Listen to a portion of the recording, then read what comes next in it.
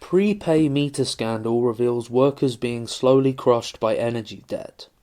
Workers who can't afford crippling energy prices are being forced to pay even higher rates by the vulture providers. Soaring energy costs, rapidly escalating food prices, the doubling of fuel prices at the pump since 2006, and more, are all steadily eroding the purchasing power of Britain's stagnant wage packets and further immiserating the workers, with many now facing impossible choices between feeding themselves and their families, turning the heating on to hold back the cold and damp, and powering their homes. With many workers choosing food, rent and transport to work as the most pressing needs to be met, an increasing number of households are falling into debt with their energy providers. When this happens, the standard practice of these profiteers is to force workers to switch from monthly or quarterly bills to pay-as-you-go meters. They try to hide this vicious practice behind patronisingly altruistic phrases about helping their customers, read poor workers, to manage their finances, the unanswerable logic being that if you have to pay in advance, you will never accidentally use what you can't afford. Of course, this is fooling no one, but it's hardly surprising that within a system where profit is the sole motivator for all economic activity, an energy business should put its profits margins ahead of the people's need for heating and power. Clearly, with prices continuing to rise and wages continuing to stagnate, the energy monopolies know well that the best way to insulate themselves from inevitable defaults is to make sure that the problem is passed to the worker at the first sign of difficulty. Even better, for the companies concerned, in homes where customers have already been persuaded to install smart meters, their energy providers can arbitrarily and instantaneously switch them from monthly bills to prepay mode without notice, justification, or appeal, saving the expense and embarrassment of having to employ bailiffs to install such meters by force. A perfect example of business efficiency. But, heartless as capital is in making these decisions and turning its back on the sufferings of those from whom it profits, the story doesn't stop there. Because those who use a prepay meter pay significantly more per unit of energy. According to the Citizens Advice Bureau, paying via a meter could lead to an average increase of £258 per year as compared with paying by direct debit. Another tax on the poorest in our society, and a guarantee that they will get even less of the energy they need. With another 450,000 households expected to be switched to prepay over the coming months, bringing the total to 4 billion, this amounts to an extra payment of £4 billion, a huge increase in income for the monopolies, once again being sucked out of the poorest strata of workers. Since workers can't afford energy, they can't feed the meter, and their energy is subsequently cut off. The energy industry has coined a marvellously arm's-length term for this barbaric occurrence: self-disconnection, thus neatly hiding the violent reality that families are being forcibly denied a basic necessity. According to the Citizens Advice Bureau, more than 2 million people are being disconnected at least once a month. Once again, we see how monopoly corporations, whose wealth and power is built on the social productive activity of workers, force those same workers to pay the price of capitalism's failures. The prepaid data paint a stark image of worsening conditions for Britain's workers, but figures aren't people, and it's easy to underestimate or gloss over the real-life consequences. Losing heating isn't as simple as just putting on a jumper. There are manifold problems that come with lowering the temperature of your home.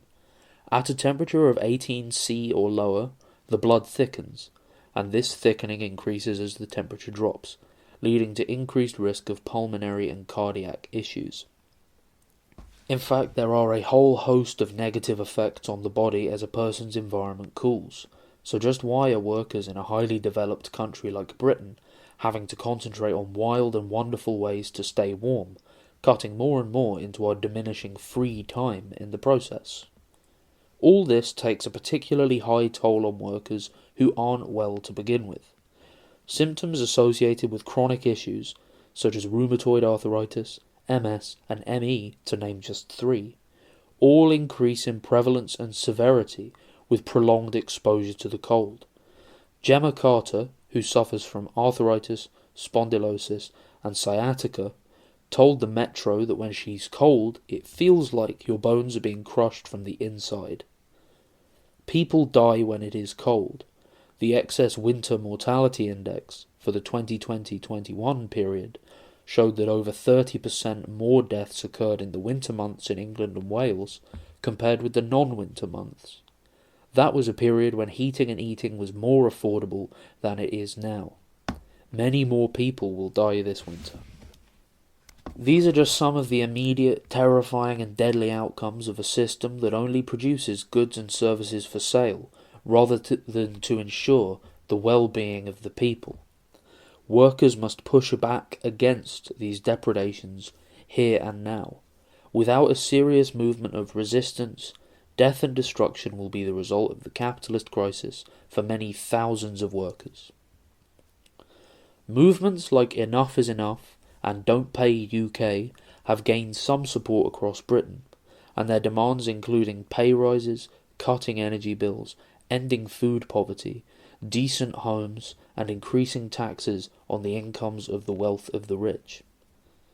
If achieved, these measures would make a short-term concrete improvement in workers' living standards.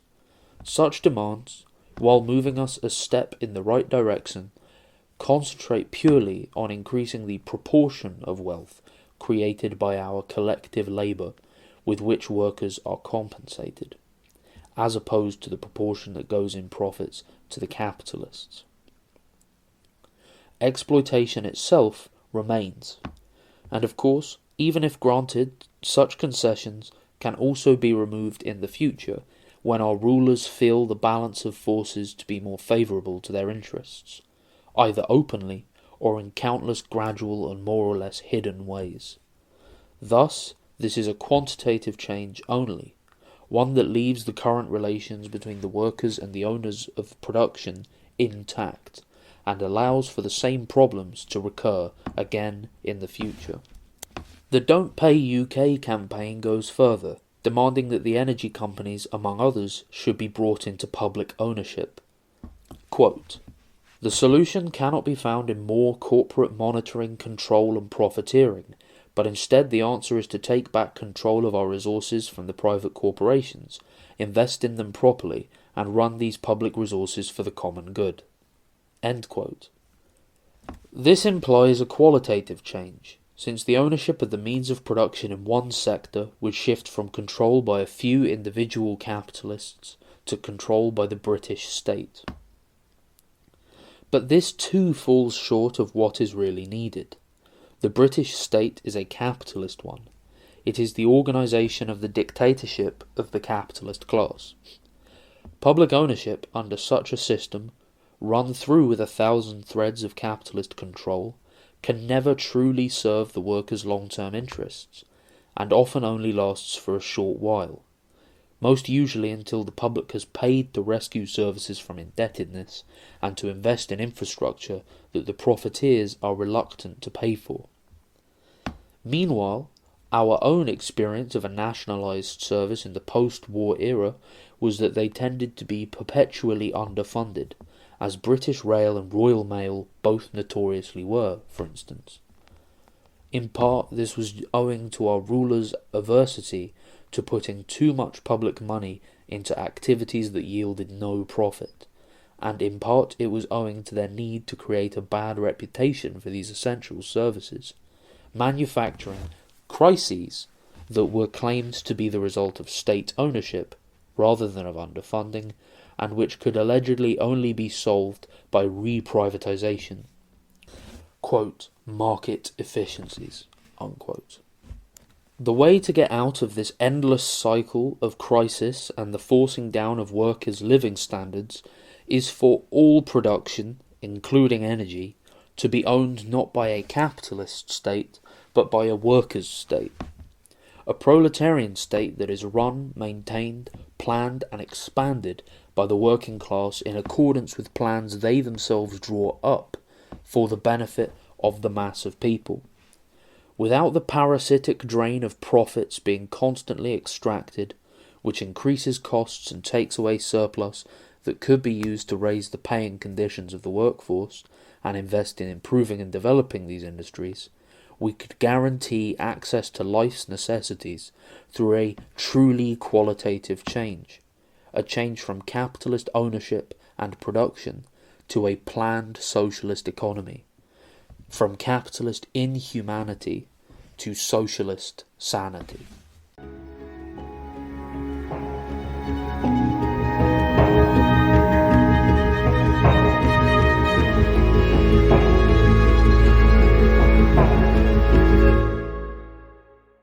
Thanks for listening to Proletarian Radio. We aim to bring you the best Marxist analysis on current affairs, revolutionary history, and theory. Do like, comment, subscribe, and share our content to help us reach the widest possible audience.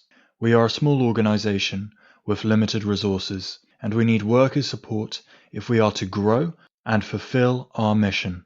If you are able to make a one-off or regular donation, no matter how small, please visit our website at thecommunists.org and register as a supporter.